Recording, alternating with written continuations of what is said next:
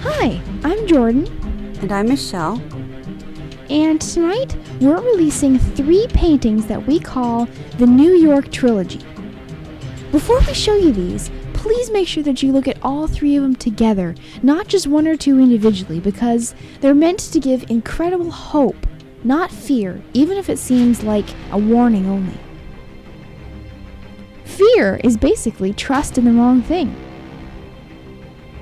Originally, I had planned to only release 2 paintings because I just do not like one of them. It's just awful. It gives me a creepy feeling just looking at it because of the evil that it depicts. Here it is. I was painting the Statue of Liberty in a storm when things went sideways.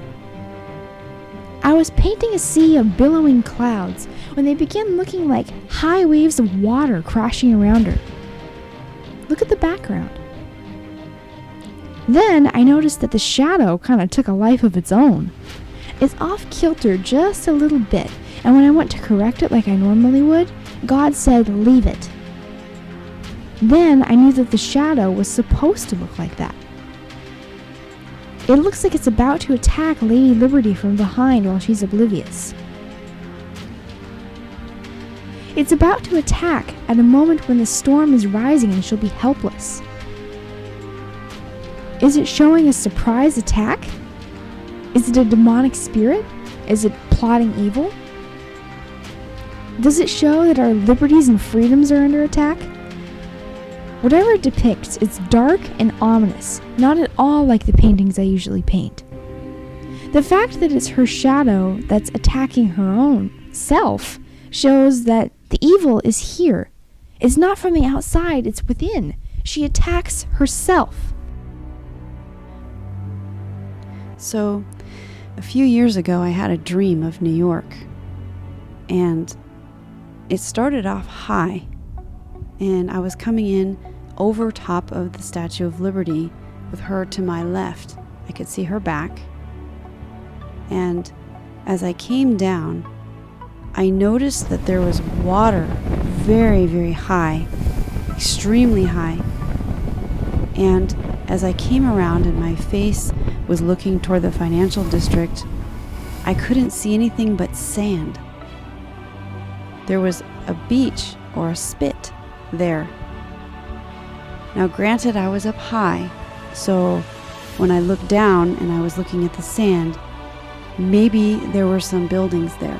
But I didn't see them because the focus of my dream wasn't so much the buildings, it was the man on the beach.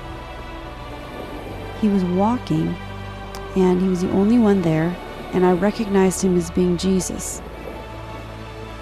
He was walking and he looked at everything like he was surveying it, just studying it very, very thoughtfully. And the Statue of Liberty was still behind me, still able to see it, but very, very low because of the level of the water. And as Jesus looked around, he scooped down and he kind of picked up the sand to feel it, as if to see if it was wet or dry or something. He was studying that too. And then the dream disappeared and it was over. I woke up. I had had New York on my heart for a really long time. And then Mom comes and tells me that she had this dream about New York, and I knew that I was supposed to paint her dream. It's the first time I ever painted anyone else's dream, but it was the right timing for what God wanted us to do.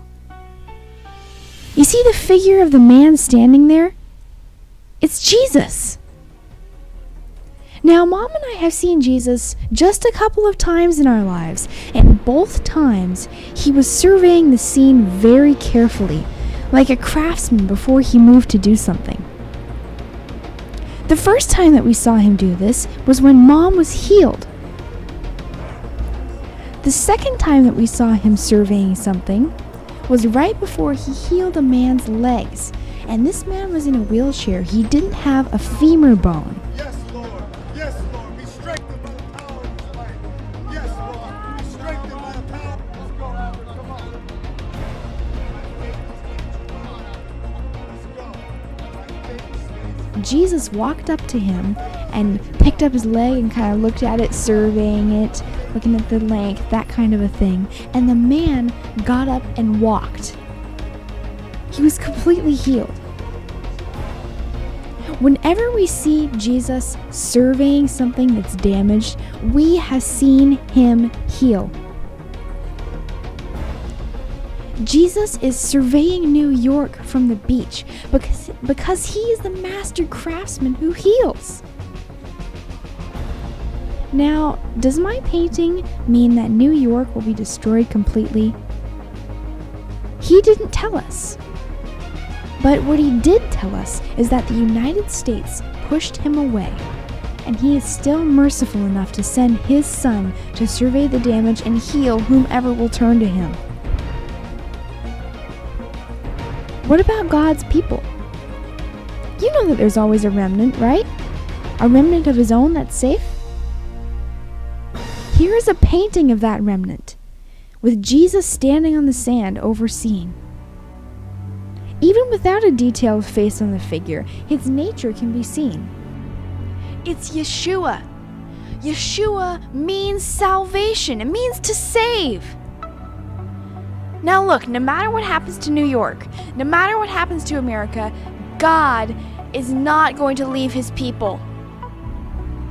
There's a remnant in New York that's being brought out for God. God is going to be in the storm coming to America.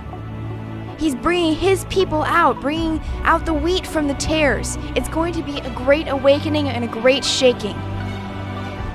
But God is in it.